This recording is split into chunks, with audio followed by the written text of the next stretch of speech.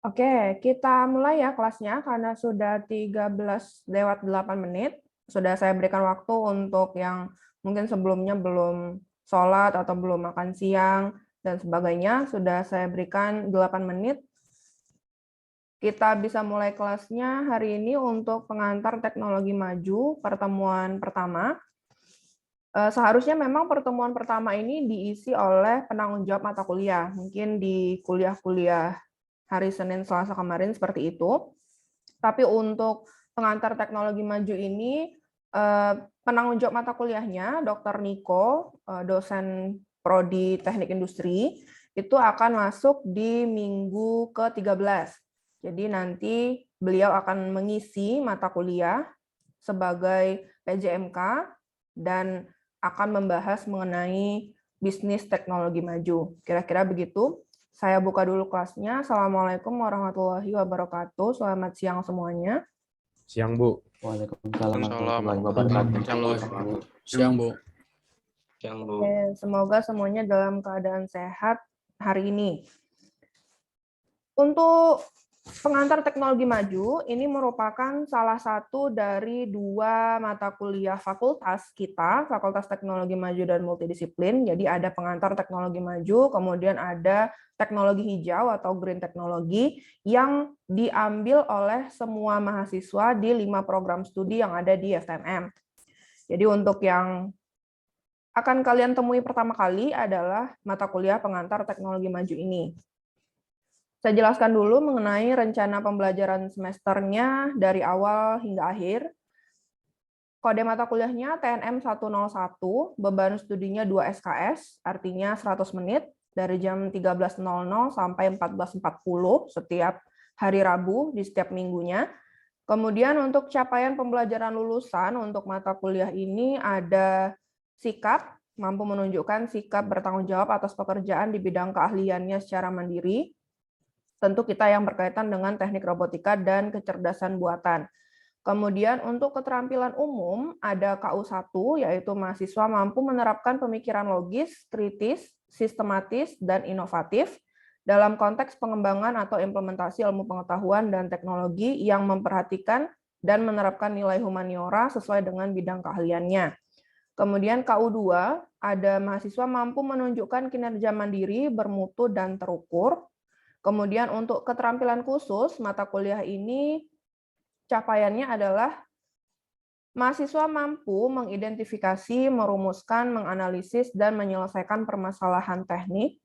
Kemudian untuk pengetahuan, mata kuliah ini capaiannya adalah menerapkan setidaknya satu bidang pengetahuan kedalaman atau in-depth knowledge yang sesuai dengan nama program studi. Kita karena ke arah robotika dan kecerdasan buatan, maka nanti setidaknya ada satu bidang pengetahuan baik itu robotika ataupun kecerdasan buatan yang sudah mahasiswa semua familiar. Jadi nanti ketika ingin berkolaborasi dengan teman-teman dari program studi lain, 4 prodi lain di FTMM itu sudah mengerti apa sih yang mereka kuasai, di mana sih kemampuan atau keunggulan kita, sehingga nanti bisa tahu ketika ingin kolaborasi itu seperti apa. Oh, ternyata saya butuh teman yang bisa untuk mengolah data, maka saya ke teknologi sains data. Oh, saya ingin membuat produk robot, kemudian butuh ergonominya, maka kita bisa berkolaborasi dengan mahasiswa atau teman-teman mahasiswa dari teknik industri. Seperti itu ya gambarannya, karena memang pengantar teknologi maju ini intinya adalah memberikan gambaran dari apa sih sebetulnya program studi yang ada di FTMM ini. Tentunya lebih detail ya, beda dengan acara-acara webinar fakultas atau webinar program studi yang sekilas saja ini loh teknik robotika dan kecerdasan buatan. Bedanya di situ. Kemudian untuk capaian pembelajaran mata kuliah, mahasiswa mampu menjelaskan, mendiskusikan, dan menunjukkan konsep dasar, ruang lingkup, dan wawasan integrasi multidisiplin antar prodi ini belum diubah, bentar. FTMM, sejarah revolusi industri, pemanfaatan teknologi di berbagai bidang, dan peluang bisnis teknologi maju.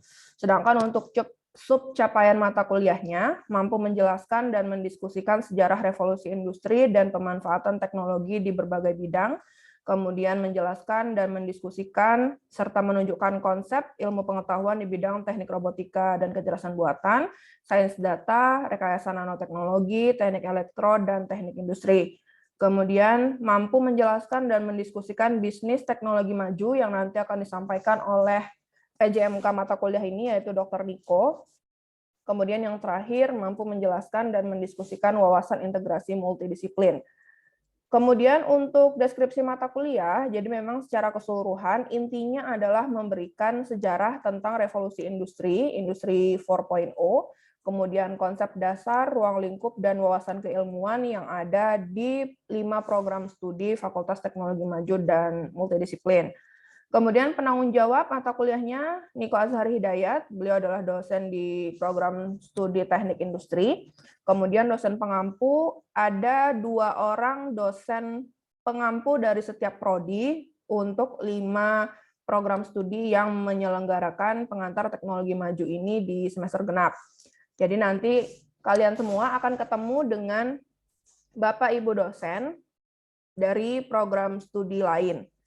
Jadi nanti ini kira-kira pertemuan pertama saya yang mengisi, kemudian pertemuan kedua masih saya yang mengisi, kemudian nanti pertemuan ketiga mulai Bapak Ibu dari program studi lain yang akan masuk ke kelas ini. Jadi jangan heran kenapa tiba-tiba dosennya berbeda setiap minggunya yang masuk, karena memang dosenlah yang akan rolling ke 10 kelas pengantar teknologi maju semester genap ini. Kemudian untuk program pembelajarannya, desainnya sudah kita susun bersama tim dan PJMK. Untuk minggu pertama akan menjelaskan sejarah revolusi industri terlebih dahulu. Jadi nanti setelah selesai saya menjelaskan kontrak, kita lanjutkan dengan sejarah revolusi industri. Kemudian minggu kedua, pengenalan ilmu dan pengetahuan prodi FTMM sampai dengan minggu ke-7 ya sebetulnya.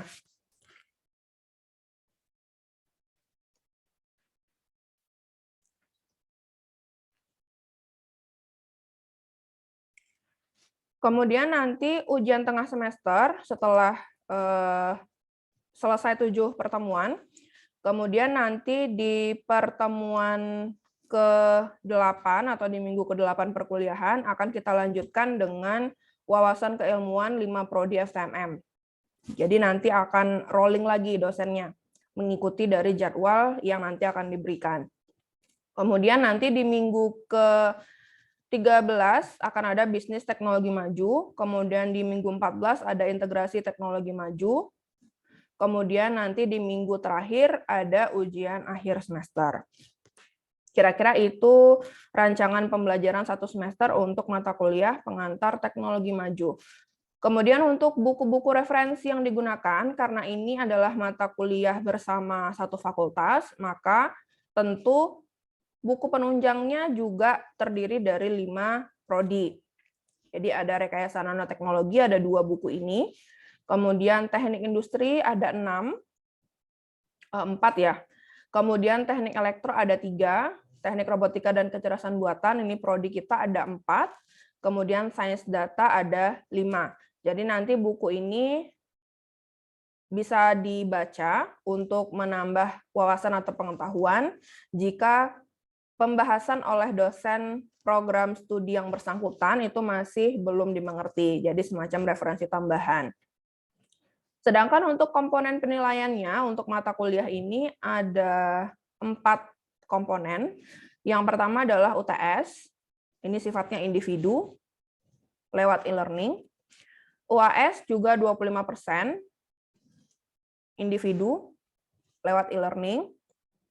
Atau nanti, kalau untuk PTM ini sebetulnya tidak ada rencana untuk offline, jadi 100% online, maka sekarang diasumsikan UTS dan UAS-nya itu juga lewat e-learning dulu. Nanti menyusul menunggu kebijakan dari fakultas kembali.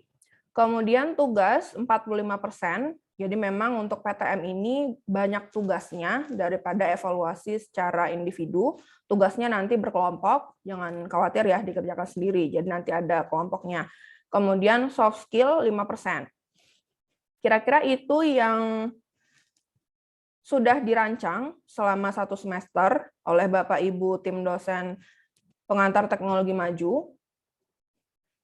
Saya jelaskan ke kontrak kuliahnya. Jadi ini adalah rancangan pembelajaran 1 semester, kemudian kita masuk ke kontrak kuliah yang mencakup apa saja sih tugas, kemudian bagaimana rolling dosen yang nantinya akan masuk ke kelas RKA 1 ini, kemudian detail tugas dan sebagainya ada di kontrak kuliah.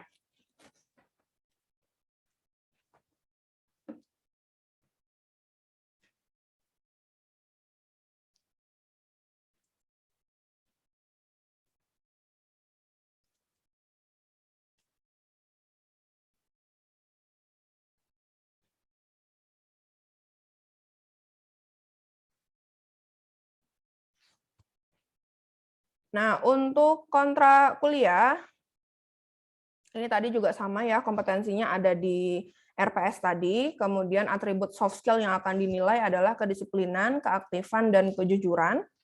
Kemudian kita kuliahnya setiap hari Rabu jam 13 sampai 14.40 dengan strategi perkuliahan yaitu kuliah, diskusi, dan tugas. Bahan bacaan tadi sudah ada di RPS juga, jadi saya lewati saja karena sama. Kemudian kriteria penilaian tadi juga sudah ada di RPS. Rubrik tentang nilai soft skill ada kedisiplinan, kehadiran, tidak hadir tanpa keterangan, maka nilai soft skill-nya adalah 0 untuk minggu tersebut.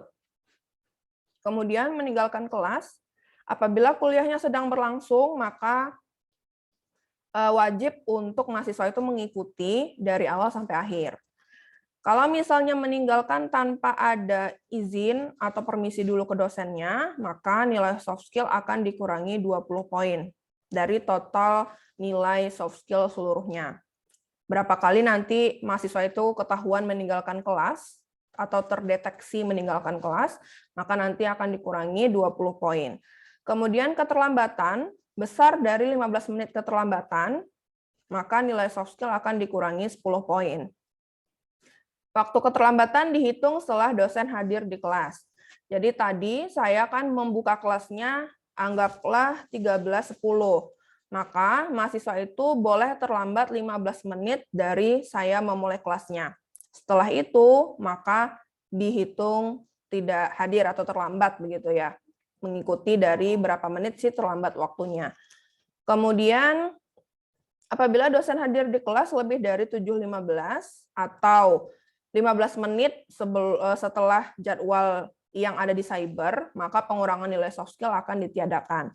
Jadi untuk keterlambatan ini akan mengikuti atau disesuaikan dengan dosen pengampunya.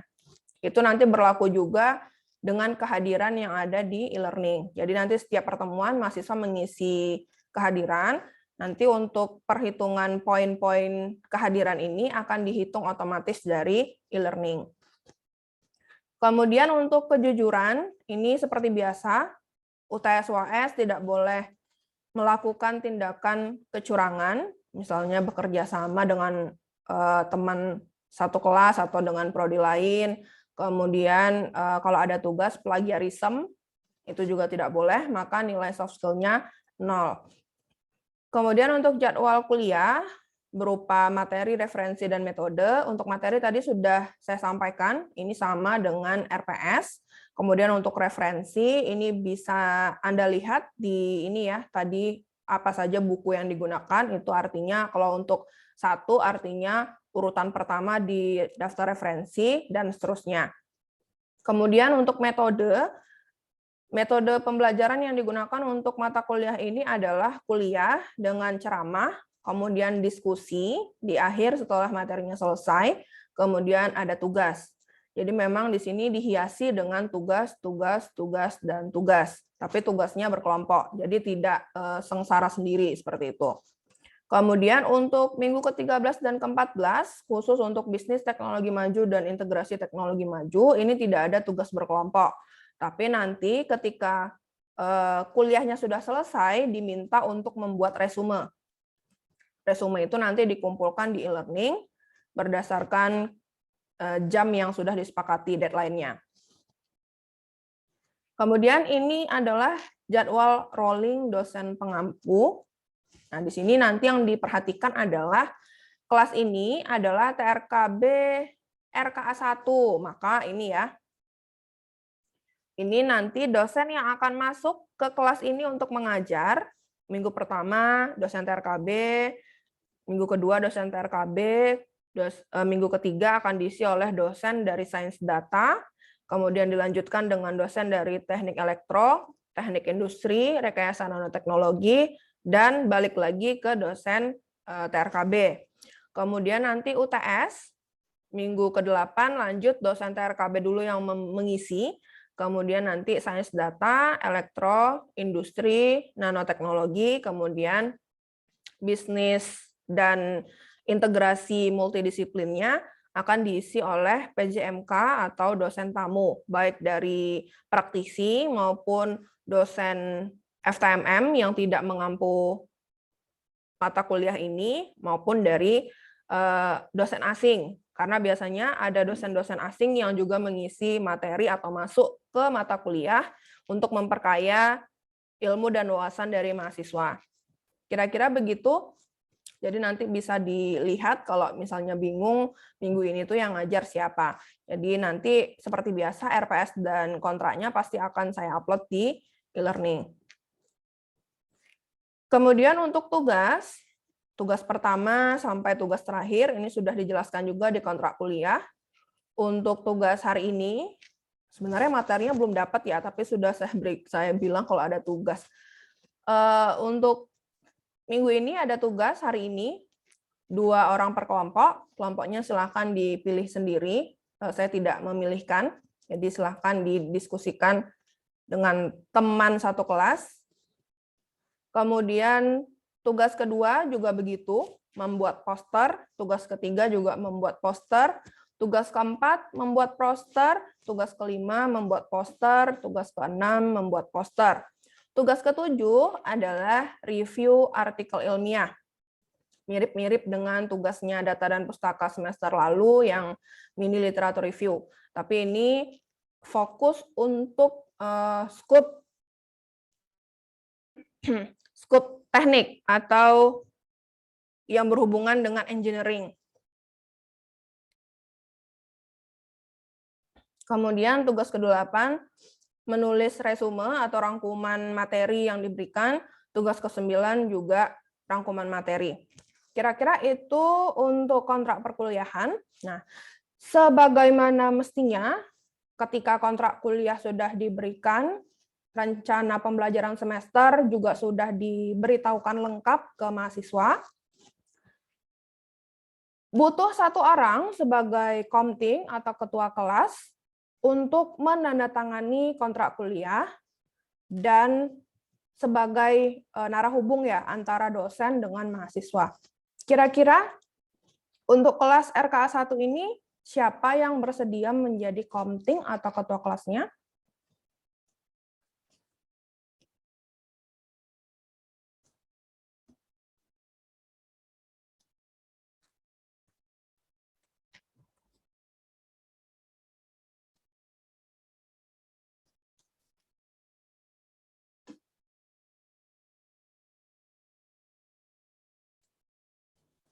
Tidak ada yang bersedia? Saya tunjuk. Bu Tika, mungkin saya boleh, Bu. Oke, Maharani. Nanti setelah kelas ini selesai, jangan sekarang ya, karena mengganggu perkuliahan.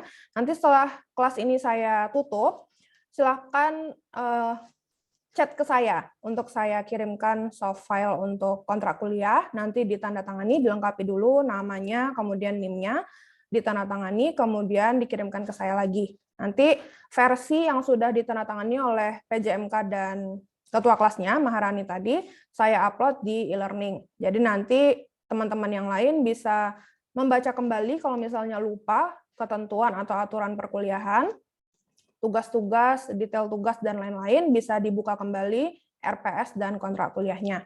Gitu ya, Maharani? Ya, baik. Oke.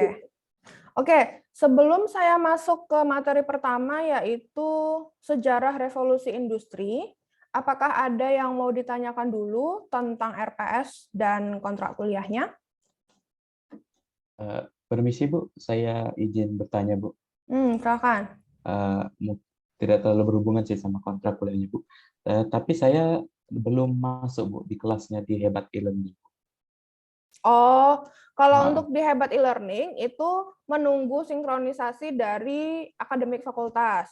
Tadi juga ada beberapa yang belum ada di e-learning, karena dari fakultas itu juga masih kesulitan untuk sinkronisasi karena servernya DSID atau Direktorat Sistem Informasi dan Digitalisasinya UNER itu juga lagi berat. Jadi sinkronisasinya masih tidak semulus minggu kemarin. Begitu informasi dari akademik. Nanti ditunggu saja ya, karena kalau misalnya kelas e-learning itu belum muncul, itu tandanya belum disinkronisasi dari akademik fakultas, Bu Ririn yang megang kendalinya. Jadi nanti setelah disinkronisasi berhasil, harusnya otomatis akan muncul di e-learning. Itu biasanya terjadi karena mahasiswa itu mengubah atau masih mengotak-ngatik KRS-nya itu setelah Bu Ririn itu melakukan sinkronisasi terakhir. Karena Bu Ririn itu melakukan sinkronisasi terakhir kalau saya tidak salah Jumat sore, sekitar jam 3 atau jam 4. Nah, kalau ada perubahan di setelah jam itu, maka memang belum muncul karena belum disinkronisasi. Jadi prosesnya itu seperti itu. Jadi KRS dulu, kemudian dari akademik akan melakukan sinkronisasi untuk bisa muncul di e-learning hebatnya. Tapi kalau misalnya sinkronisasinya belum dilakukan dari akademik, maka otomatis di e-learningnya itu tidak akan muncul sampai nanti sinkronisasinya itu berhasil dilakukan. Jadi kalau dari saya itu menunggu dulu, karena kan ini tugasnya berkelompok. Paling tidak kamu untuk yang belum ada kelasnya di e-learning, pilihlah teman sekelompok yang sudah ada kelas di e-learningnya, sehingga bisa mengupload tugasnya. Jangan dicari teman atau partner untuk mengerjakan tugasnya itu yang sama-sama belum ada di e-learning. Karena nanti siapa yang mau upload ke e-learning, nanti terdeteksi terlambat. Jadi nanti partneran dengan teman-teman yang sudah ada e-learning, sudah muncul e-learningnya untuk bisa di-upload, atau temannya itu membantu mengupload. Karena posisinya yang belum ada e-learning itu kan tidak bisa mengupload atau masuk ke e-learningnya. Seperti itu kalau dari saya, permasalahan yang sama dengan Abdi tadi. Siap Bu, terima kasih Bu. Ada pertanyaan yang lain? Ya, silakan Rehan. Bu Yutika mau nanya, ini buat yang jadwalnya masih tabrakan sama matkul PDB lain gimana ya, Bu? Yang tabrakan pas mata kuliah ini atau mata kuliah apa?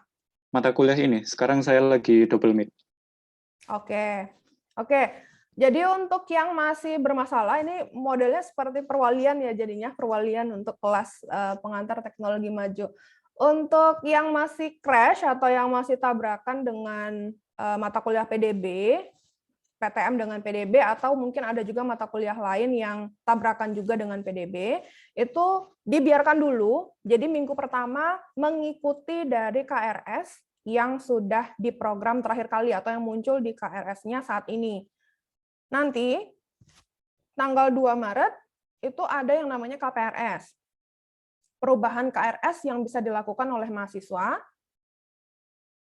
sesuai dengan jadwal yang sudah ditentukan. Jadi ada juga jadwalnya KPRS itu sama seperti KRS, biasanya 1 minggu. Nah, nanti 1 minggu itu mahasiswa bisa mengubah mata kuliah atau kelas yang tidak bentrok dengan mata kuliah lainnya. Jadi untuk sekarang, karena kan cuma kontrak ya, saya yakin di PDB juga tidak mungkin langsung memberikan materi yang masuk spesifik ke materi kuliah tersebut. Paling hanya pengantar, kalau pengantar double device kan masih tidak apa-apa ya, tidak ada yang yang terlalu tertinggal materinya. Karena kalau misalnya nanti udah di pertengahan, tentu kan bobot dari materi perkuliahan itu kan semakin lama kan semakin meningkat, atau capaiannya itu kan semakin lama semakin tinggi. Jadi untuk yang minggu pertama ini, ikuti dulu, double device-nya juga tidak apa-apa, karena juga online ya. Tapi nanti pas KPRS, silahkan hubungi dosen walinya untuk minta di-uncentang. Karena kalau sudah KRS, itu kan sudah disetujui oleh dosen wali. Ketika nanti mau KPRS, harus dengan persetujuan dosen wali, yaitu dengan cara melakukan uncentang dari mata kuliah yang ingin dilakukan atau dihapus atau diambil atau di-delete. Itu harus dengan bantuan dosen wali. Jadi nanti untuk yang mengalami permasalahan yang sama, nanti bisa ke dosen walinya mulai tanggal 2 Maret untuk bisa dirombak lagi mana yang tidak bentrok. Karena memang kalau bentroknya dengan PDB, itu fakultas itu tidak punya akses. Jadi tidak akan bisa membantu sama sekali. Jadi tidak ada aksesnya sama sekali, baik dari fakultas, dari prodi, akademik fakultas, PA prodi itu tidak ada aksesnya. Jadi memang yang memegang kendali penuh itu dari PDB-nya. Maka kalau misalnya memang nanti, kan PTM di jam 7.08 setiap hari Rabu, jam ke-7 sampai jam ke-8, jam 1 sampai 14.40. Nanti silakan dicari mata kuliah PDB yang di luar jam itu. Ya, mau tidak mau kan resikonya ada yang kosong, tapi mungkin jamnya tidak enak. Nah, untuk yang permasalahannya seperti itu, mungkin tetap harus legowo ya, maksudnya legowo itu harus lapang dada, mengikuti perkuliahan, walaupun jamnya sebenarnya tidak prefer jam itu. Tapi mau gimana lagi daripada bentrok. Kalau bentrok kan tidak bisa double device terus sampai akhir perkuliahan. Apalagi nanti PDB juga akan offline rencananya di minggu kelima, walaupun PTM-nya ini online. Jadi lebih baik mencari jam yang tidak berbenturan. Dari saya itu, saran dari saya, mungkin nanti bisa dikomunikasikan lagi dengan dosen walinya. Kira-kira itu ya. Terus nanti pas KPRS itu yang diganti jadwal matkul fakultas atau matkul PDB-nya, Bu? Kalau matkul fakultas, PTM nggak akan pindah jadwalnya. Oh, gitu. Jadi yang pindah otomatis PDB-nya. Jadi kan ini 5 prodi sudah berada di jam yang sama, yaitu jam 13.00 sampai 14.40. Dan tidak ada jadwal lain untuk pengantar teknologi maju. Jadi mau tidak mau nanti harus mencari mata kuliah PDB yang bukan berada di jam yang ini, di jam yang sama dengan mata kuliah PTM. Gitu. Oke, makasih Bu Yutika.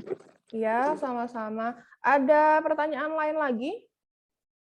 Ya, silakan Jonathan. Izin bertanya, Bu. Saya ini kebetulan baru join, Bu ya. Karena hebat saya itu kebetulan nggak tersinkronis dengan link Zoom-nya, Bu. Itu kira-kira ada yang bisa saya lakukan nggak, Bu ya? Maksudnya tidak sinkronis itu seperti apa? Linknya nggak ada, Bu. Jadi cuma ada passwordnya doang. Jadi begitu saya mau push me, dia tuh butuh masukin ID ya. Jadi hebat saya itu jadwalnya linknya kosong gitu, Bu. Jadi saya nggak bisa masuk Zoom tanpa nanya ke teman dulu, boleh nggak, Bu?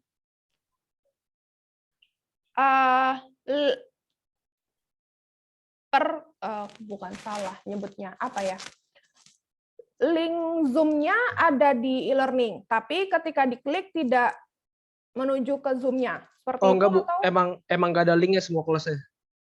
Jadi cuma ada passwordnya doang. Passwordnya itu password apa? Password Zoom-nya, Bu. Oh, I see. Itu mungkin dari PA Prodi itu salah setting antara link Zoom dengan passwordnya. Oke, nanti coba saya sampaikan ke Mas Andri selaku pelaksana administrasi akademiknya Prodi kita. Itu nanti coba saya minta beliau cross check lagi. Karena harusnya nggak gitu. Harusnya setiap mata kuliah itu bisa tinggal klik link Zoom di e-learning untuk bisa langsung masuk ke Zoom-nya. Oke, nanti saya sampaikan. Baik, terima kasih, Bu. Oke, yang lain? Ya, Rizky. Baik Bu, saya ingin nanya tapi masih perihal ini sih Bu, perihal KRS-an Bu, boleh nggak Bu? Kenapa? Jadi kan kemarin tuh aslinya saya udah ngisi KRS-nya udah ini ya Bu, udah lengkap gitu. Cuman karena ada revisi jadi ada beberapa jadwal yang tabrakan Bu. Nah setelah tabrakan akhirnya minta tolong untuk di unchecklist yang tadi kata Ibu ke dosen wali. Cuman setelah mau nyari kelas lagi itu udah penuh Bu. Sampai sekarang saya masih nggak dapet sih Bu. Itu kalau untuk minggu ini nggak ngikutin kelas kayak gitu apa nggak apa-apa Bu? Mata kuliah apa? Kalau boleh saya tahu. Mata kuliah, bentar Bu, saya cek.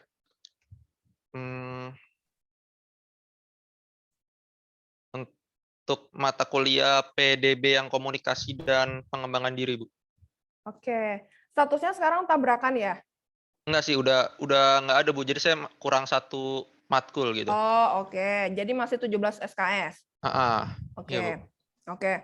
Nanti ketika KPRS juga sama, nanti diambil yang mata kuliah itu. Untuk sekarang, untuk minggu pertama sama minggu kedua ini, memang ada kebijakan karena ada KPRS, jadi perhitungan presensi itu tidak dilakukan efektif di minggu pertama dan kedua, karena masih ada minggu perubahan. Jadi sama seperti kalau dulu di data dan pustaka mungkin mendengar istilah pemutihan, ya walaupun hadir tidak hadir, itu dianggap hadir. Jadi itu memang konsekuensi dari KPRS. Dan tidak hanya di UNER sih sebetulnya, KPRS itu di universitas, itu setelah KRS, itu harus ada masa KPRS-nya untuk melakukan perubahan. Jadi nggak apa-apa, untuk minggu ini tidak mengikuti kuliah, nanti ketika KPRS sudah selesai, sudah beres, sudah ditandatangani lagi oleh dosen walinya, nanti baru mengikuti perkuliahan. Jadi jatuhnya mengikuti perkuliahan full itu di minggu ketiga sampai minggu ke-14. Baik Bu, terima kasih Bu. Oke, ada lagi? Sudah ya? Saya, masih ada, silakan. Ini ketua kelasnya nih. Untuk nanti menghubungi ibu ke depannya itu lebih baik saya gabungkan ibu di grup atau nanti teman-teman private ke saya sambungkan ke ibu. Oke, jadi gini, sebetulnya untuk mata kuliah prodi itu nggak apa-apa, saya mau saja dimasukkan ke grup. Misalnya nanti kuliah, saya ngajar apa ya, aljabar linear ya, itu nanti misalkan mau dibuat grupnya, kemudian saya di-invite ke grup, nggak masalah. Tapi untuk mata kuliah PTM ini, kan dosennya tidak hanya saya. Nah, tidak hanya saya, jadi 9 orang dosen yang lain itu kan otomatis juga harus dimasukkan ke grup. Nah, saya agak ragu-ragu kalau misalnya dosen dari prodi lain itu mau untuk gabung ke grup mahasiswa tersebut. Jadi lebih baik Maharani itu kalau misalnya dosennya tidak hadir, kemudian kan ini tadi sudah ada ya jadwalnya. Ini nanti TRKB, SD, Sains Data, TI, TE, Nano, TRKB, dan sebagainya. Nah, ini nanti ketika dosennya itu belum muncul di kelas, misalnya sudah 13.15 atau sudah 13.10, belum muncul, nanti WA saja beliau, personal, sebagai ketua kelas. Jadi nanti minta maaf dulu ke dosennya, mohon maaf Pak, Bu, saya mengontak untuk kelas atau mewakili kelas RKA 1, PTM-nya apakah ada kelas atau tidak, nanti Maharani menyampaikan ke teman-temannya setelah dapat balasan dari Bapak atau Ibu tersebut.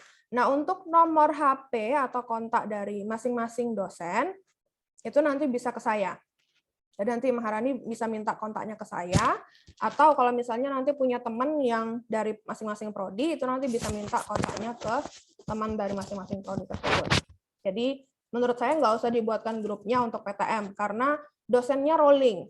Kalau dosennya hanya satu, misalkan saya terus yang mengisi, nggak apa, saya bersedia saja masuk ke grup di WA. Baik, Bu. Lalu untuk tugas poster tadi, kan ada di setiap pertemuan ada tugas poster. Itu apakah beda tugas, maksudnya posternya berbeda tema di setiap pertemuan, atau satu pertemuan semua sama tema gitu, Bu? Oke, jadi mengikuti dari topik di pertemuan itu. Misalkan minggu depan masih saya yang mengisi, saya menjelaskan mengenai kecerdasan buatan atau pengantar kecerdasan buatan. Nah, itu nanti saya minta buatin poster, 2 orang per kelompok, buat poster tentang mungkin AI di revolusi industri, teknologi AI yang diterapkan di tahun 2021 atau selama pandemi ini. Boleh nanti dibuatkan poster sebagus mungkin. Kemudian nanti minggu ketiga itu kan sains data. Sains data nanti mungkin akan memperkenalkan metode atau teknologi sains data di era revolusi industri, kenapa jadi data scientist itu saat ini lagi happening, apa keunggulan data scientist dibanding dengan mungkin karyawan biasa atau apa, pokoknya seperti itu ya, macam komparasi begitu. Nanti akan diminta juga buat poster sesuai dengan teknologi sains data yang disampaikan oleh dosennya. Jadi posternya itu akan menjadi tugas setiap minggu berdasarkan dosen yang masuk di pertemuan hari itu. Begitu juga dengan TE, nanti TE akan menjelaskan ada renewable energy, ada power, ada power supply dan sebagainya, nanti diminta buat poster per kelompok. Kemudian TI juga begitu. TI ada otomasi industri, ada ergonomi, ada UI UX mungkin nanti diminta buat poster berkaitan dengan materi yang disampaikan oleh Bapak Ibu dari TI. Kemudian nano juga begitu. Nano nanti mungkin apa saja teknologi nano yang saat ini digunakan. Mungkin bisa dari segi kosmetik atau mungkin dari segi padding yang untuk jaket tebal yang sekarang sudah tidak begitu tebal tapi bisa hangat dan sebagainya. Jadi poster itu akan tergantung dari prodi yang Bapak Ibu dari prodi lain yang menyampaikan di TRKB pada hari itu atau minggu itu. Jadi tidak satu poster itu dikumpulkan di akhir, tapi setiap minggu itu ada diminta untuk membuat poster, apakah sudah paham atau sudah mengerti tentang materi yang diajarkan dari prodi-prodi lain. Kira-kira gitu gambarannya. Untuk kelompoknya berarti sama terus ya, Bu? Nah, untuk kelompoknya itu terserah dari dosennya. Jadi nanti mengikuti instruksi dari dosennya tersebut. Kalau saya, untuk minggu pertama dengan minggu kedua akan beda kelompoknya. Oke, baik, Bu. Terima kasih, Bu. Oke.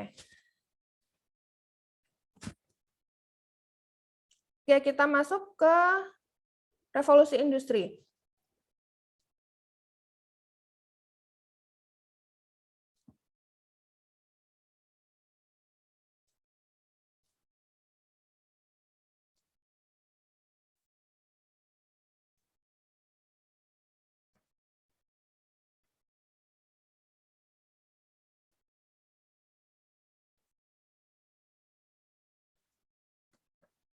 Oke, untuk topik pertama, ini topik general untuk pengantar teknologi maju, jadi harus tahu dulu sejarah revolusi industri. Ini sudah sampai mana sih revolusi industri itu pada tahun ini?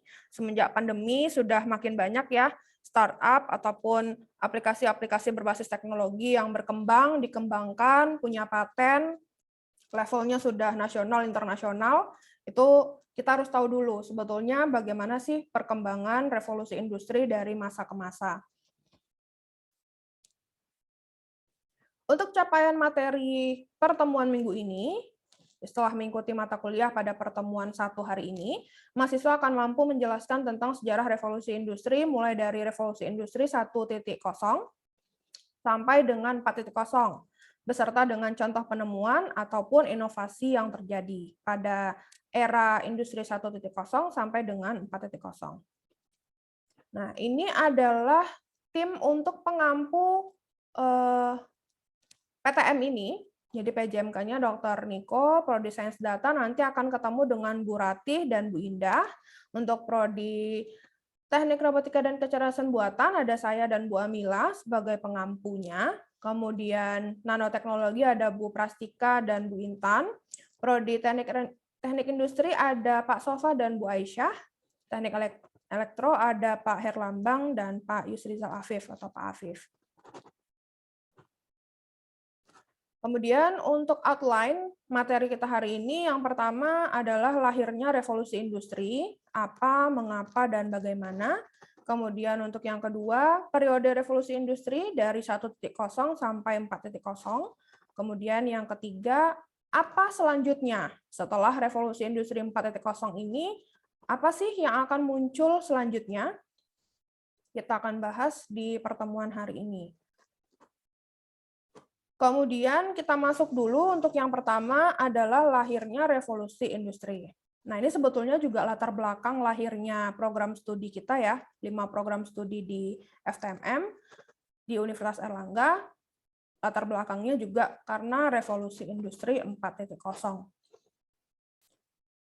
Nah, revolusi, untuk yang pernah membaca dari Alvin Toffler, jadi apapun yang sifatnya sudah tua atau sudah ketinggalan zaman seperti itu ya.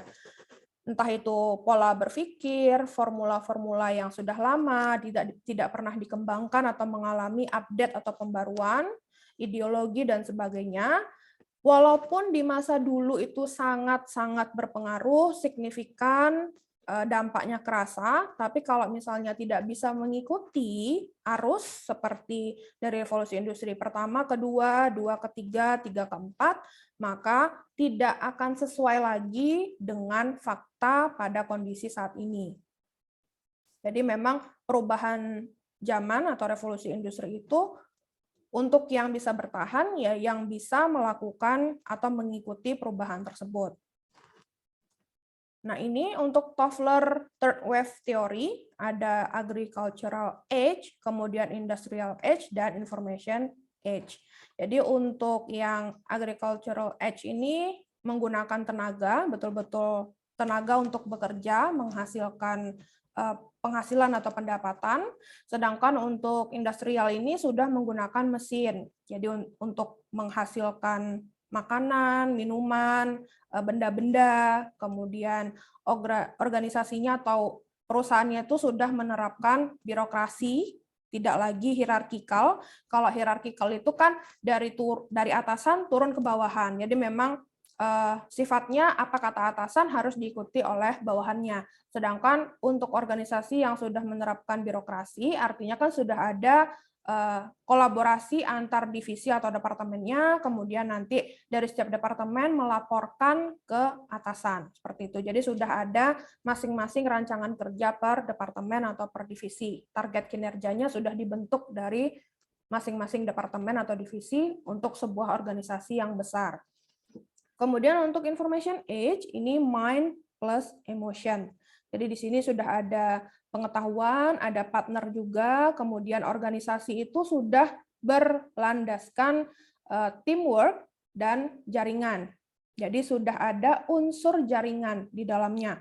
Baik itu perusahaan itu mungkin masih menerapkan LAN, Local Area Network, belum mau ke WAN atau Wide Area Network. Itu tidak apa-apa. Yang penting bentuk komunikasinya itu sudah tidak sekedar menggunakan memo tulisan.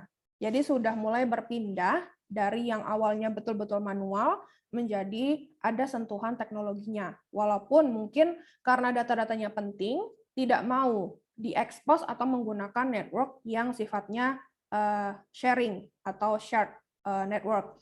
Maunya itu cuma yang lokal saja, supaya aplikasi ataupun data-datanya itu bisa tetap terjaga dengan aman. Karena memang kan kalau di Indonesia data security itu masih bermasalah atau belum menjadi sebuah hal yang penting. Padahal data pribadi atau data-data itu kan menjadi hal yang krusial, apalagi bagi perusahaan ataupun negara.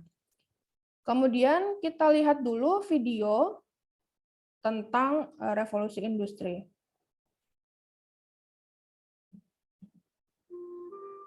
In the late 1700s, most people worked in the fields on land they did not own.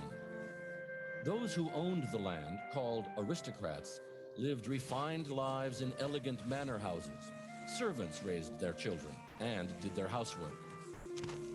The landowners and the people who worked for them depended upon each other. It was a system that had existed for centuries.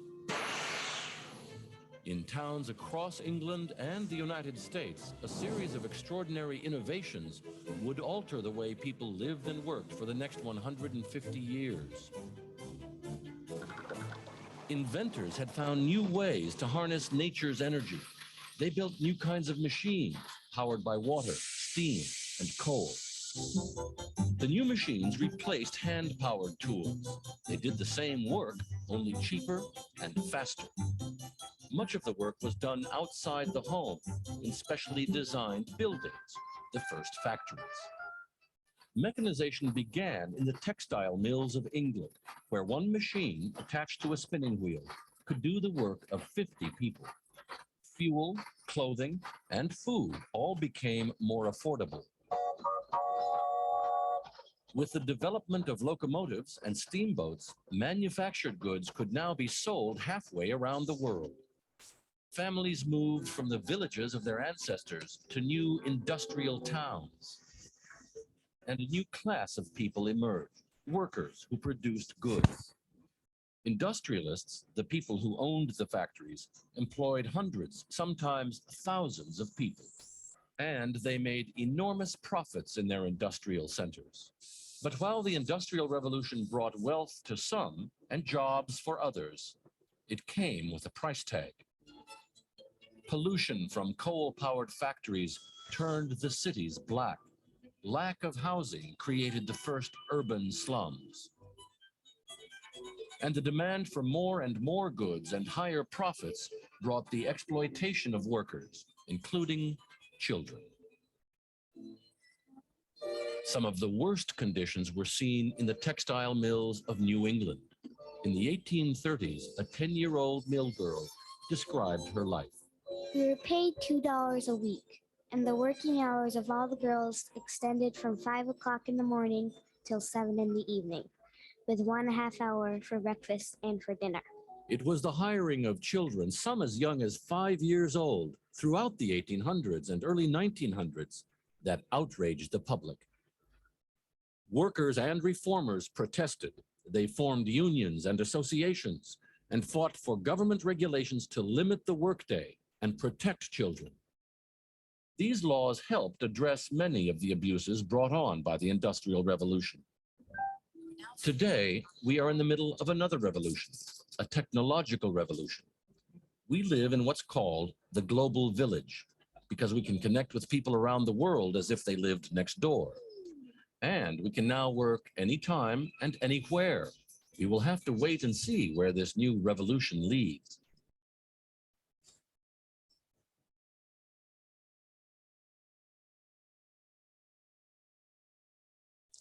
Oke, jadi tadi dari video terlihat perubahan dari yang dulunya masih belum ada teknologinya sama sekali, mulai perlahan-lahan bersentuhan dengan teknologi. Dan teknologinya pun semakin berkembang dari waktu ke waktu.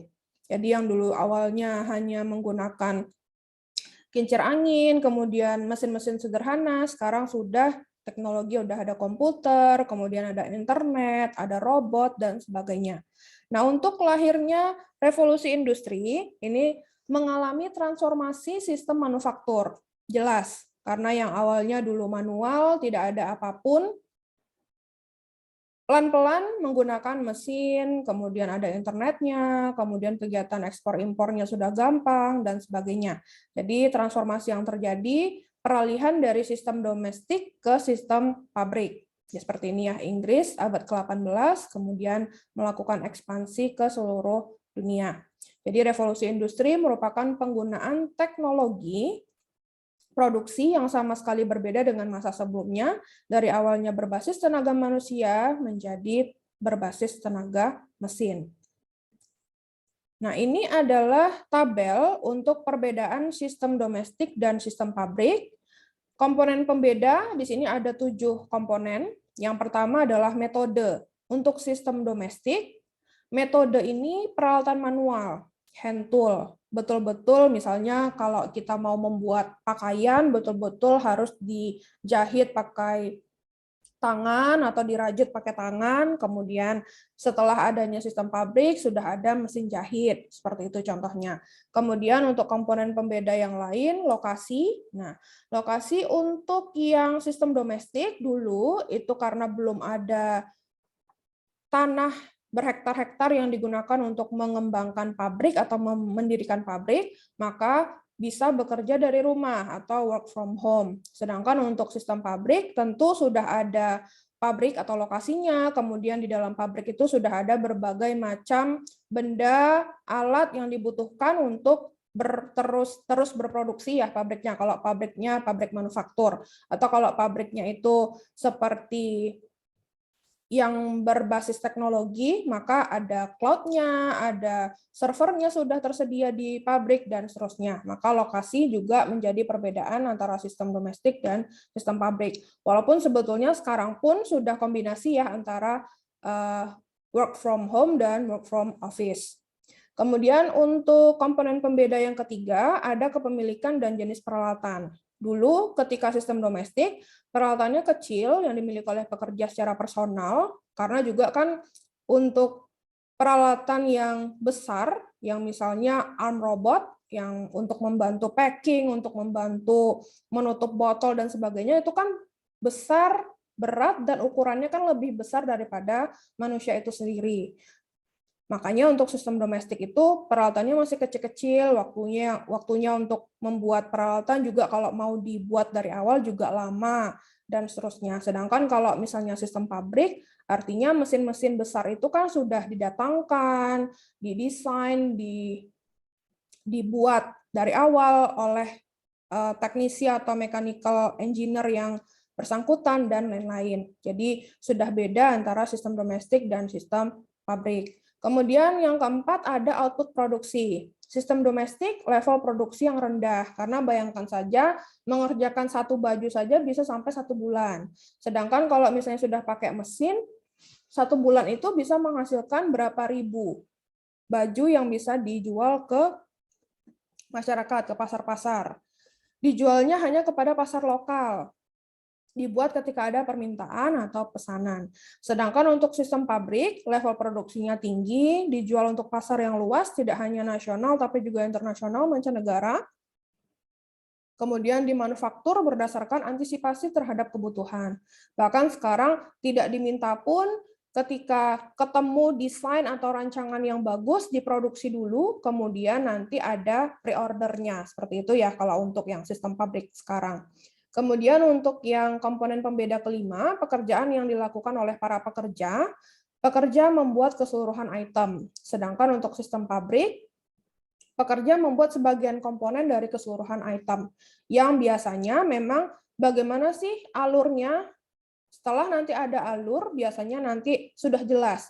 Ini harus dieksekusi oleh pekerja, ini dieksekusi oleh mesin atau robot saja sudah cukup. Kemudian untuk poin ke-6, perbedaannya ada di jam kerja.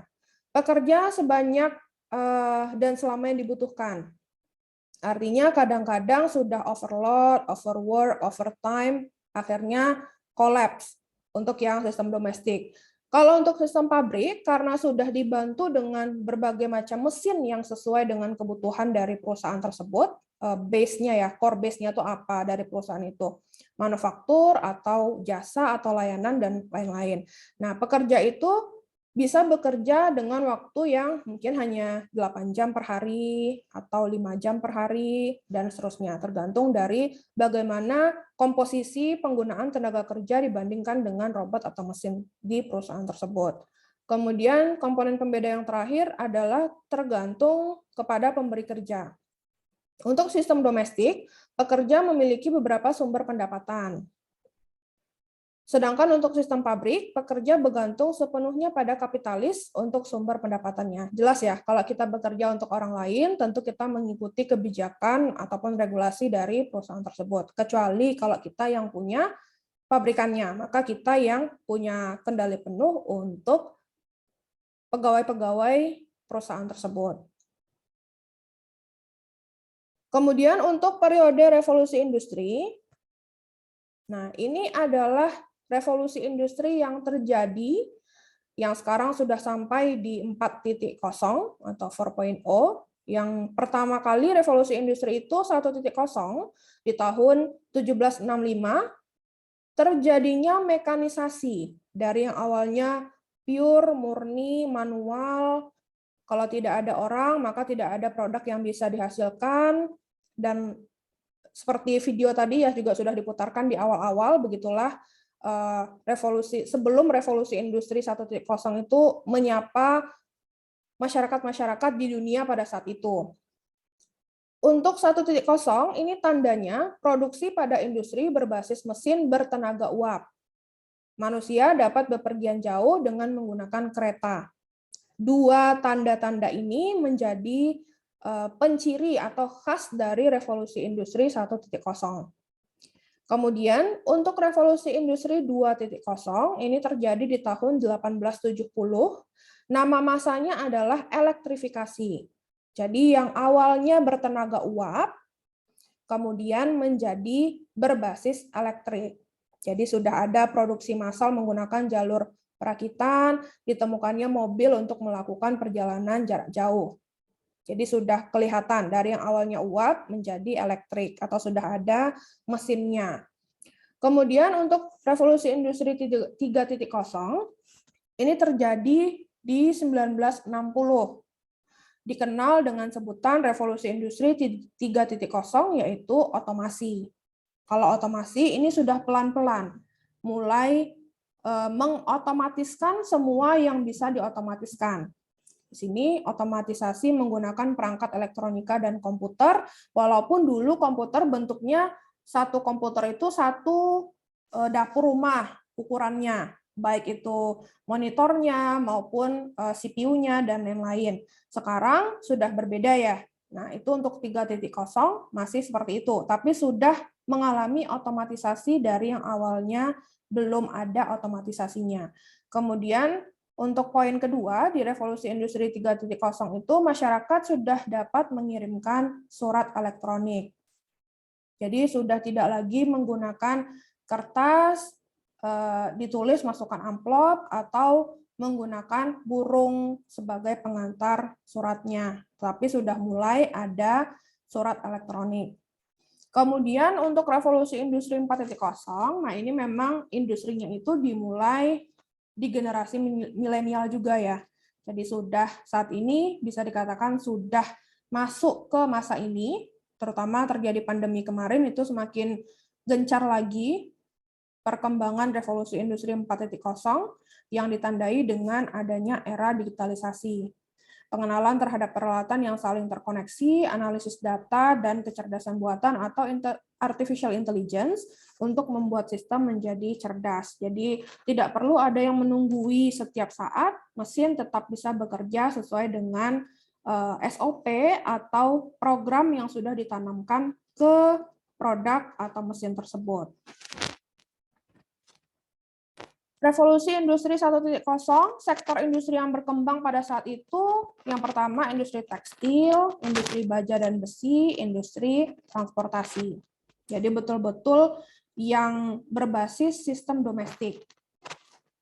Kemudian untuk industri 2.0, inovasi yang dilakukan karena sudah mulai elektrifikasi, penemuan arus listrik AC dan DC yang bisa difungsikan untuk pembuatan motor listrik. Kemudian yang kedua, ada inovasi baru produksi besi dan baja dalam skala besar.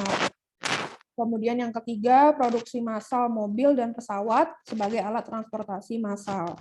Kemudian yang keempat, meluasnya pemakaian mesin industri untuk manufaktur. Kemudian yang kelima, meluasnya penggunaan telegraf yang memungkinkan untuk melakukan komunikasi jarak jauh. Dan yang terakhir, penggunaan teknologi listrik yang diterapkan ke dalam teknologi transportasi dan telekomunikasi. Jadi memang ini baru sebagai dasarnya revolusi industri 2.0 ini. Jadi yang awalnya betul-betul menggunakan tenaga uap, angin, sekarang sudah mulai berbasis elektrik. Karena sudah ada ini ya, arus listrik AC dan DC ini sebagai awalan untuk setiap mesin-mesin yang butuh menggunakan energi atau arus listrik. Kemudian untuk revolusi industri 3.0, penemuan yang terjadi di era 1960-an ini yang pertama peralatan elektronik. Seperti ada transistor, ada sirkuit terintegrasi atau integrated circuit, ada programmable, jadi bahasa pemrograman seperti bahasa assembly itu sudah digunakan atau sudah ketemu pada saat itu kan bahasa pemrograman mesin yang betul-betul fenomenal sebelum nanti dikembangkan bahasa pemrograman lain seperti C, C++, kemudian Python, R, dan sebagainya, yang saat ini sudah semakin lama semakin gampang untuk membuat coding komputer. Kemudian controller, microcontroller, dan sebagainya. Nah, itu nanti akan kalian pelajari juga di mata kuliah di semester atas, di prodi ini. Wah, saya jadi bingung. Nanti ketemu mata kuliah rangkaian listrik, ketemu mata kuliah elektronika, ketemu mata kuliah otomasi industri, nanti di semester atas. Kemudian yang kedua juga sudah ditemukannya komputer. Nah, inilah penyelamat pada masa revolusi industri ini. Jadi yang awalnya betul-betul hanya mengandalkan arus listrik, sekarang dengan adanya komputer, dari segi komunikasi juga sudah lebih mudah, kemudian dengan bantuan transistor, integrated circuit, program komputer itu sudah bisa membantu hampir sebagian besar dari revolusi industri 3.0 untuk aktivitas sehari-hari masyarakat ataupun pabrik pada masa itu. Kemudian untuk yang ketiga, perangkat lunak untuk pemanfaatan perangkat keras elektronik. Jadi di sini bukan perangkat lunak yang sudah kece seperti sekarang.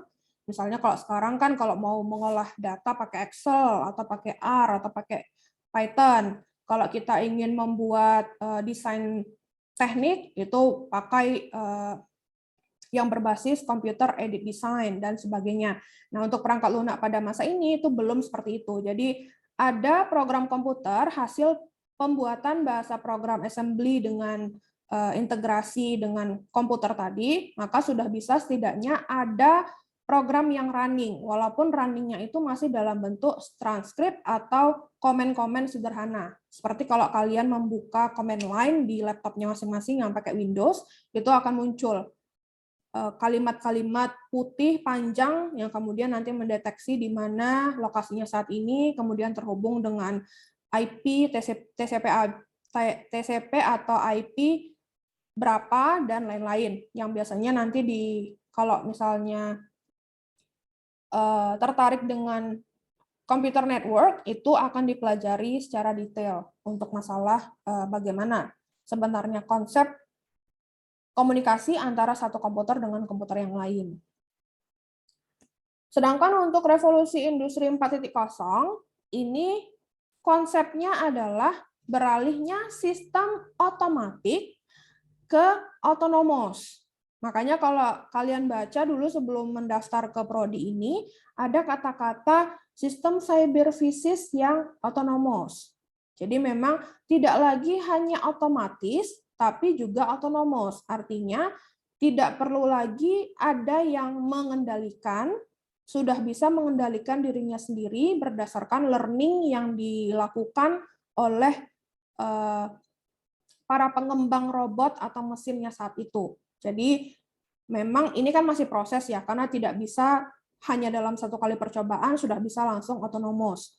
Jadi memang kalau misalnya kita ingin membuat mobil tanpa driver, nah itu juga kan butuh berkali-kali training sebelum akhirnya lulus uji coba, apakah tidak ada yang error di tengah-tengah dan sebagainya. Jadi untuk revolusi industri ini makanya sampai sekarang pun kan masih revolusi industri 4.0. Walaupun sebenarnya kan digitalisasinya sudah sangat masif, berubah dari tahun 2010 yang lalu. Karena 10 tahun saja karena ada pandemi ini sudah melejit penggunaan atau munculnya startup atau aplikasi-aplikasi yang semakin membantu memudahkan aktivitas masyarakat sehari-hari. Jadi contohnya yang sudah berkembang di revolusi 4.0 itu ada big data, ada augmented reality atau AR, VR juga temannya, virtual reality, kemudian additive manufacturing, cloud computing. Nah, ini juga tanpa adanya cloud computing atau komputasi awan, semua yang disimpan, data-data yang banyak tadi tidak akan mungkin bisa terakomodir. Karena kalau hanya menggunakan lokal memory, nggak akan cukup untuk data yang sebanyak itu. Kemudian ada cyber security, keamanan cyber, karena sekarang sudah menggunakan digitalisasi, artinya internet sudah di mana-mana, ini ya berkaitan dengan Internet of Things, maka cyber security juga menjadi hal yang penting. Kebocoran data akan berakibat fatal. Kemudian integrasi sistem, ya bisa dikaitkan juga dengan embedded system atau sistem tertanam. Jadi ketika kita mengembangkan suatu fitur atau fungsi baru suatu mesin, itu nanti dengan mesin yang sudah berjalan saat ini di-embedkan program atau aplikasi fitur baru tadi itu dengan segala macam setelan, kemudian settingan dan lain-lain lah ya. Itu nanti bisa mesin itu bisa mengadopsi fungsi atau fitur yang tadi sudah dikembangkan. Nah, untuk sistem tertanam dan Internet of Things nanti juga akan kalian dapatkan di semester 4 di prodi ini. Jadi nanti akan diajarkan juga bagaimana caranya melakukan embedded system ke sistem lain. Kemudian simulasi. Nah, simulasi ini juga penting. Kenapa penting? Karena dengan adanya simulasi itu kita bisa memprediksi atau melakukan forecasting ke depan. Jadi misalkan kita punya data, kemudian dari data itu kita olah. Kira-kira gimana nih untuk 2 tahun ke depan.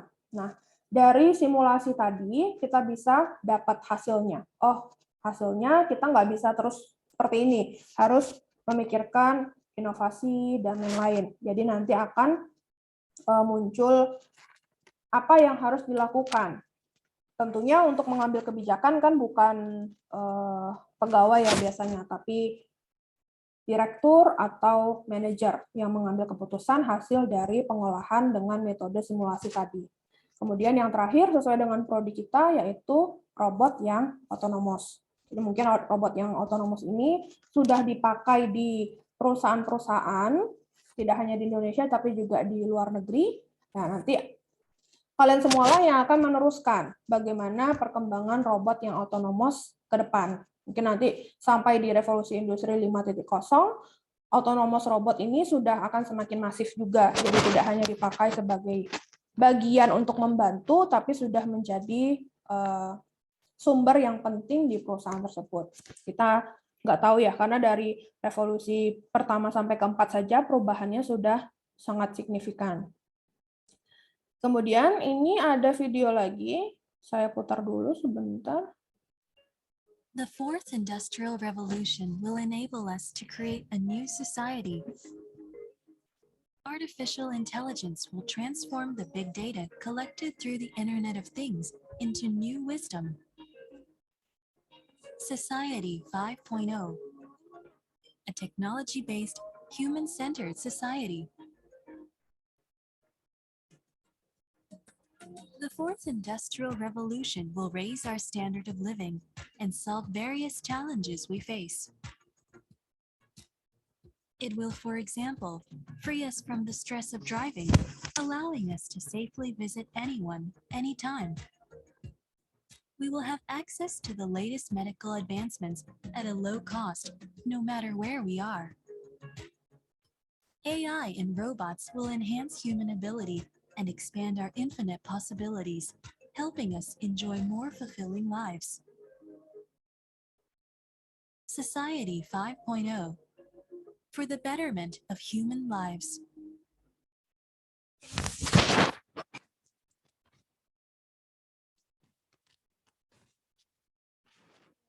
Walaupun videonya yang mengembangkan atau yang membuat videonya adalah pemerintah Jepang, tapi memang saat ini kondisi dunia itu ya seperti ini gitu ya. Sudah kebuka juga apa yang menjadi tugasnya kalian nanti di pertemuan pertama ini. Tadi ada kata-kata Society 5.0 sebagai dampak dari Industrial Revolution 4.0. Mungkin kata-kata Society 5.0 juga sudah tidak asing lagi ya, karena walaupun tidak pernah dengar dan tidak pernah kepo apa itu Society 5.0, tapi di mata kuliah data dan pustaka kan sudah dibahas ya di pertemuan pertama juga apa itu Society 5.0. Kemudian Apa selanjutnya? Nah, ini adalah tugasnya kalian.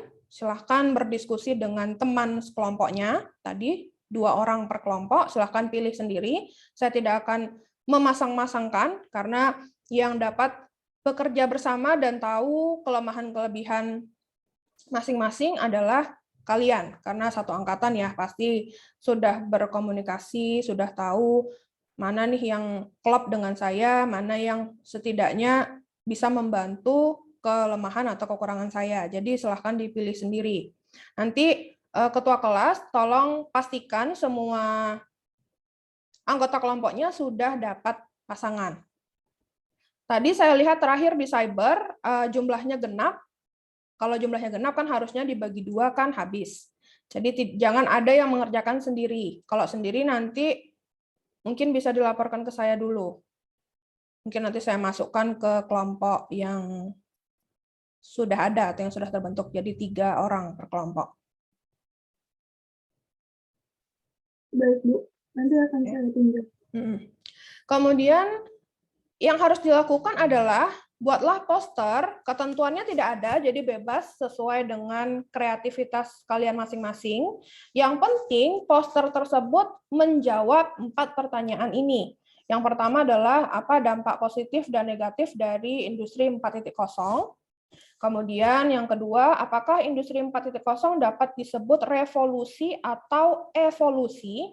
Mungkin yang sudah lupa apa itu revolusi, apa itu evolusi, dan kata-katanya kan pernah muncul di mata kuliah biologi ya, pelajaran biologi juga waktu SMA, atau mungkin yang SMK, kalau sudah tidak belajar biologi ya paling tidak kemarin ketika semester gasal kemarin kan sudah atau masih dapat biologi dasar ya, harusnya sudah tahu lagi atau mengingat kembali apa itu revolusi, apa itu evolusi. Kemudian yang ketiga, apakah konsep society 5.0 dapat menjadi solusi permasalahan di masyarakat di era industri 4.0.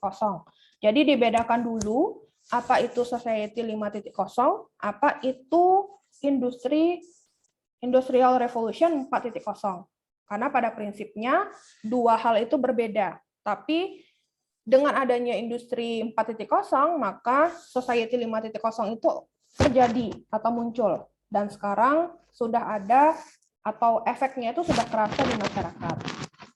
Kemudian yang keempat, apa kaitan konsep society 5.0 dengan industri 4.0? Yang harus ada di poster, itu yang pertama tentu nama yang membuat poster. Jadi NIM dan nama harus tercantum di posternya. Kemudian yang kedua, harus ada logo FTMM dan logo UNER. Itu saja yang harus ada. Karena nanti bisa saja poster kalian kalau nanti bagus atau kontennya itu sangat informatif dan komunikatif, bisa saja nanti akan di-publish di websitenya FTMM atau di Instagramnya FTMM. Jadi usahakan tetap ada logo FTMM dan UNER untuk bisa mengklaim hak cipta, bahwa yang membuat itu adalah mahasiswa FTMM UNER. Kira-kira itu saja untuk ketentuan yang harus dipenuhi. Bagaimana cara menjawabnya? Bolehkah pakai gambar? Boleh. Bolehkah pakai tulisan? Boleh. Bolehkah pakai infografis? Boleh. Jadi tidak ada batasan bagaimana cara menjawab pertanyaan yang 4 ini ke dalam bentuk posternya. Jadi kalau misalnya bisa membuatkan infografis, dibuatkan infografis. Kalau misalnya lebih mudah untuk membuat gambar ilustrasi, silahkan dibuat gambar ilustrasi. Jadi tidak ada batasan. Yang penting 4 pertanyaan ini terjawab. Kemudian deadline-nya adalah 1 Maret 2022 jam 23.59. Jadi ada 1 minggu mengerjakan poster tersebut. Tugas dikerjakan 2 orang per kelompok. Komponen penilaian yang akan diberikan kepada poster tersebut dari dosen pengampu, yang pertama adalah ketepatan waktu pengumpulan. Jadi dipastikan teman sekelompoknya yang bertugas untuk mengupload ke e-learning itu mengumpulkan tepat waktu. Kalau terlambat mengumpulkan, tentu penilaiannya untuk ketepatan waktu ini akan kurangi. Kemudian yang kedua, representasi materi dan kreativitas. Nah, ini yang harus diperhatikan adalah representasi materi, jangan sampai materi atau yang seharusnya menjadi jawaban atau fokus dari poster itu ketutup dengan background dari posternya. Karena rata-rata begitu, tidak kontras antara warna, tulisan, dan background dari poster. Kemudian kreativitasnya, bagaimana tadi boleh infografis, boleh dalam bentuk paragraf, boleh dalam bentuk gambar, itu kreativitas. Kemudian yang ketiga, kelengkapan dan kejelasan isi harus menjawab 4 pertanyaan di slide sebelumnya. Jadi kalau misalnya dijawab hanya 3, maka otomatis poin ketiga ini akan berkurang nilainya, tidak 40%. Kemudian kerapian 10%. Kerapian di sini maksudnya bukan kerapian tulisan tangan seperti itu, tapi bagaimana caranya menstrukturi posternya. Contohnya, logo UNER dan FTMM tentu kan biasanya kalau tidak di sudut kanan atas, ada di sudut kiri atas. Tidak mungkin logo ada di sudut kiri bawah. Kemudian nama pembuat. Nama pembuat ini bisa di tengah-tengah atas, boleh di bagian bawah. Itu nanti tergantung dari desain layout dari posternya. Kira-kira kerapian itu maksudnya itu. Kemudian mungkin rata kanan, rata kiri diperhatikan juga ketika membuat atau menjawab jawaban dari pertanyaan tadi dalam bentuk kalimat atau paragraf, itu juga diperhatikan. Kemudian detail requirement-nya untuk posternya ukuran A4, kemudian ada judul, isi, referensi, kemudian tidak boleh plagiarism. Jadi yang nomor 3, tolong diperhatikan, tidak boleh ada plagiarism dari satu poster dengan poster yang lainnya. Kemudian formatnya dalam bentuk PDF, dikumpulkan di e-learning hebat. Terakhir jam 23.59. Nanti untuk tempat pengumpulan tugasnya, nanti akan saya buatkan di e-learning. Jadi jangan khawatir. Saya biasanya memang mengisi materi kuliah dan tempat upload tugas itu setelah selesai kuliah. Karena kalau misalnya saya berikan dulu materi kuliahnya di e-learning, rata-rata pengalaman sebelum-sebelumnya, itu mahasiswanya setelah berhasil mendapatkan materi kuliah, tidak ikut kuliah lagi, karena materinya sudah ada. Jadi itu yang saya sekarang berusaha untuk menghindari yang seperti itu. Jadi harus ikut kuliah dulu, baru kemudian materinya saya berikan di e-learning. Kira-kira itu untuk sejarah revolusi industri, saya rasa tidak sulit ya, karena memang pengantar, mungkin dari beberapa dari kalian, majoritinya sudah tahu apa itu revolusi industri, berkaitan juga dengan teknik robotika dan kecerdasan buatan, itu lahirnya juga karena memfasilitasi menjawab tantangan dari era revolusi industri. Tadi ada autonomous robot yang sifatnya otomatis, sudah beralih kepada autonomous atau autonomous, kalau bahasa Inggris ya. Kira-kira itu ada pertanyaan?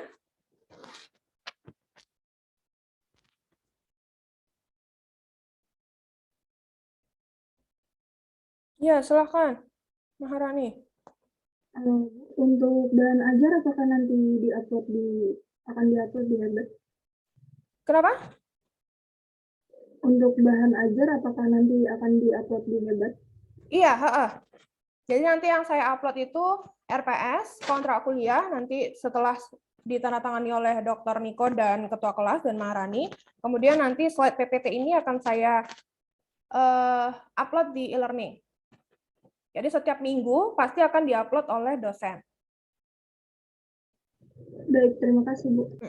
Kalau untuk buku referensi mungkin tidak semua akan diupload ya, karena kan tadi buku referensinya banyak. Tapi yang pasti untuk setiap slide pertemuan itu akan diupload di e-learning. Nah, untuk buku kan bisa kalian cari sendiri ya, boleh pakai cara cheating, boleh pakai cara cracking, boleh mengunjungi perpustakaannya UNER langsung untuk dapat buku-bukunya dalam bentuk e-book dan lain-lain. Kalau yang berbaik hati mau beli juga silahkan dibeli, apalagi yang punyanya prodi kita tadi itu tidak hanya dipakai di kuliah PTM saja, tapi juga di kuliah-kuliah kita yang khusus spesifik ke prodi. Itu juga boleh, jadi bebas untuk buku referensi. Tapi untuk PPT itu pasti akan diupload oleh setiap dosen yang ngajar ke e-learning. Karena dosen pengajar sudah masuk ke e-learningnya masing-masing, pasti akan diupload. Jadi nggak usah khawatir, kalau untuk PPT nanti pasti diupload. Mungkin yang tidak bisa dijanjikan itu yang buku referensi. Kalau buku referensi silahkan dicari sendiri. Pakai lip dan root kalau untuk download. Untuk cara cheating ya, walaupun sebetulnya nggak boleh karena tidak menghargai para penulis atau publisher bukunya. Ada pertanyaan yang lain?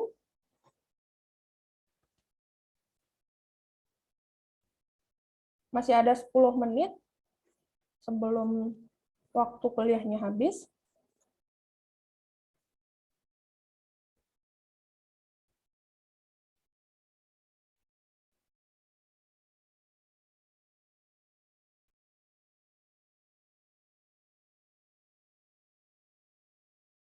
Oke, kalau tidak ada, karena sudah hening panjang, artinya sudah aman ya, semuanya sudah mengerti apa itu revolusi industri, sejarah revolusi industri, kemudian tugasnya juga sudah paham artinya.